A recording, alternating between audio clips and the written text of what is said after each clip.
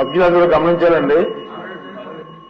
27 నిమిషాలు ఫస్ట్ కూర్చొని ఎట్లా అవుతుందండి అంటే సారీ, ఇప్పటి వరకు మీకు అవకాశం ఇచ్చాను. మీరు నో సిగ్నేచర్ లేకుండా క్వశ్చన్ వేసే అధికారం మీకు ఎవరిచ్చారండి?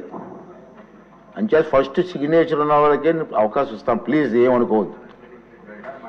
నెక్స్ట్ మినిస్టర్ గారు సార్ మీరు మాట్లాడారా? చిన్నదే ఇదే చిన్నదే మీకు వచ్చిందా?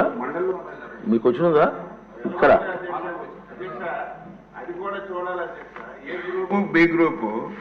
ఏ గ్రూప్ లో ఉన్న వాళ్ళకి బి గ్రూప్ లో అవి రిపీట్ అవ్వకూడదు. ఎందుకు వచ్చిందో అది అచ్చినాయుడు గారు మన అసెంబ్లీలో వచ్చిన క్వశ్చన్ కౌన్సిల్ రాకూడదు. ఈవేళ అధ్యక్ష సెకండ్ డే రావాలి. ఈవేళ రామానాయుడు గారి గ్రూపు కౌన్సిల్లో ఉండాలి. ఇక్కడ ఎలా వచ్చింది క్వశ్చన్ అంటున్నాను. కొంచెం సెక్రటరీ గారు చూసుకోవాలి. సెక్రటరీ గారు కాదు, అన్ని కూడా స్పీకర్ గారు సెక్రటరీ మీద మాట్లాడతారు. ఒక్క నిమిషం కూర్చొని చెప్తాను. చదువుతా అసెంబ్లీ పంపిన ప్రశ్నలు కొన్ని శాఖల అధికారులు నోటీస్ పాయింట్ అనాలోచితంగా వేరే శాఖలకు వాళ్ళే పంపించుకుంటున్నారు.